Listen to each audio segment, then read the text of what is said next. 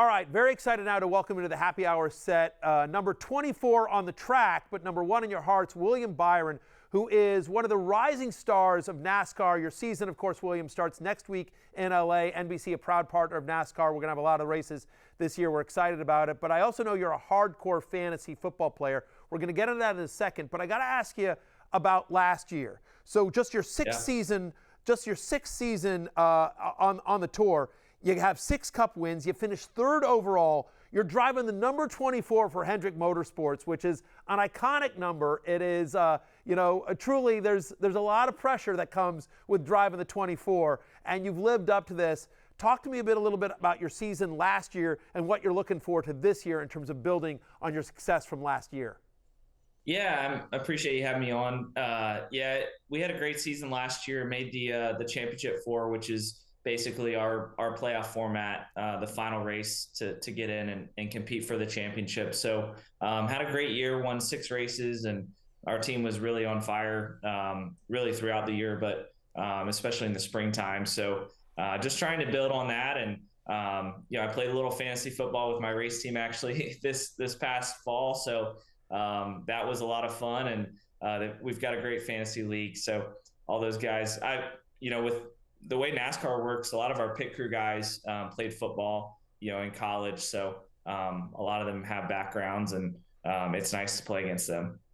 Yeah, I would think so. And so, I'm always fascinated by NASCAR. By the way, I think you're underselling yourself. Yes, you had the 6 wins, but by the way, 21 different times last year you had a top 10 finish. I mean, I don't know exactly how long your race is, but that feels like almost half, if not more than half the season, you were in the top 10. Yeah. You were right there at the finish line. So given your age, I think it's just an unbelievable accomplishment. And I can see why so many in the NASCAR community are excited about your future, William. But I'm so fascinated by NASCAR and the pit crews, and you change 4 tires in 4.2 seconds, and you practice all the season, and they're all football guys.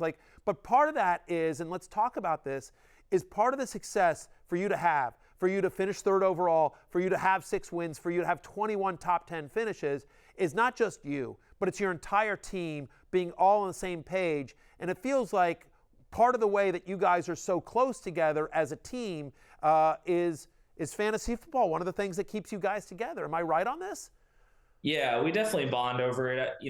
It's a team sport. I mean, I'm driving the car, but a lot of what we do, it depends on the setup of the car, how well my pit crew does. They actually had the best average pit stop last year, so they were the fastest team, most consistent throughout the year.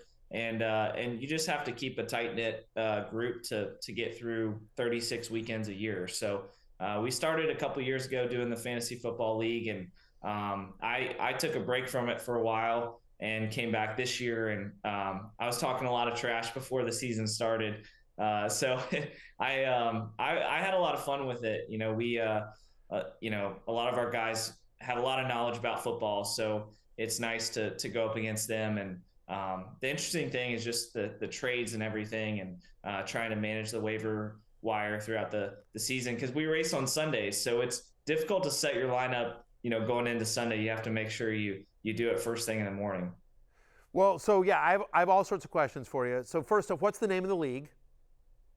So the name of our league, so the name of my team was Keeping Receipts. I'm a big Deion Sanders fan, so I like that. I thought it was fitting. The name of our league, I forget exactly what the name of our league was, but it's been around for a little while. Fair enough there. So yeah, I mean, that's the thing. So Dale Jr. is a longtime friend of mine. He's also my colleague here, obviously at NBC. Speaking of Hendrick Motorsports, right? The legend Dale Jr. And I know that I would always ask him. I'm like, because he's a hardcore fantasy football player. He's in 4 leagues, and so Dale, I would always ask Junior. I'd be like, what's it like on Sundays when you're right? You guys race on Sundays, especially during the NFL season. Have you ever made a move during a pit stop or whatever? Or has anyone been like, dude, you're killing him? Like AJ Brown just caught a touchdown, dude. You're killing Bill or whatever. Does anyone talk to you? Do you have any sense of fantasy football, or is it just focused on the track? So once we're out there, it's all on the track. But But I will say we have a pre-race meeting around 12:30. Usually our race starts around 3 o'clock Eastern.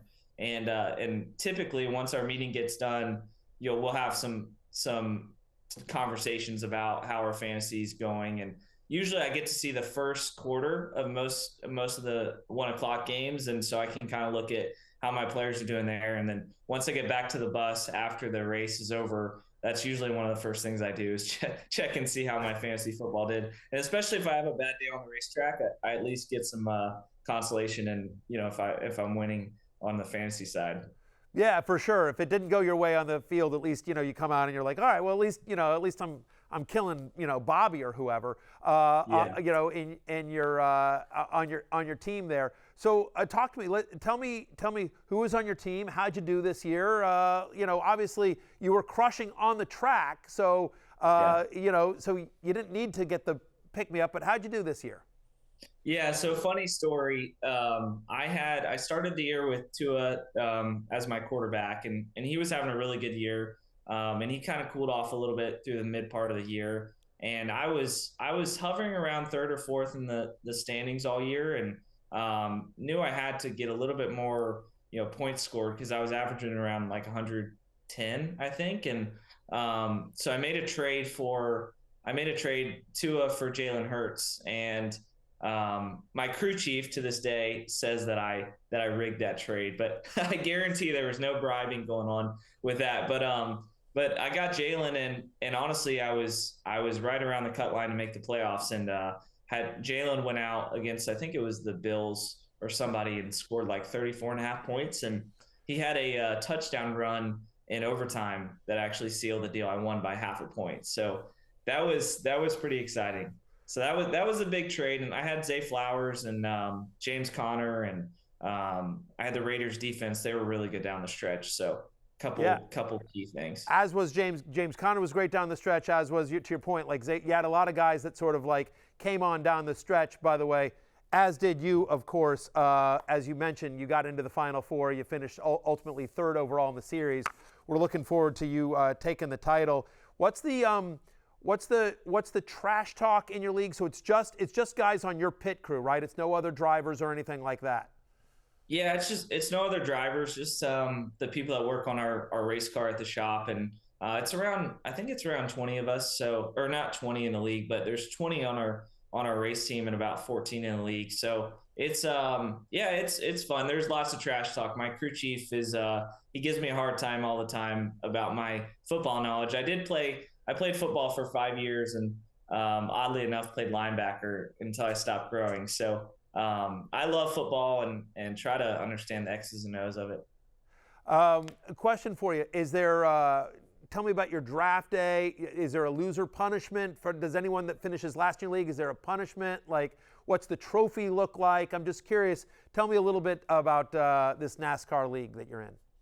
Yeah, there should be a punishment, but I don't know why. I'm definitely going to push for that next year because it would be pretty funny. But no, our draft day was pretty straightforward. I think I had the first 2 picks or something like that. But just rotational, and I guess we do PPR, so it's a fun league. I feel like the rules are pretty fair in our league. It was I think it was a $50 buy-in, and the winner made $400. So that's not bad.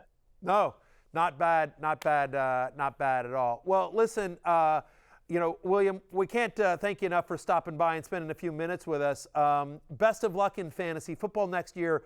Best of luck on the racetrack. Again, we're really looking forward to one of the rising stars of NASCAR. Can't wait to see the season kick off next weekend in LA. Best of luck to you and the entire 24 team.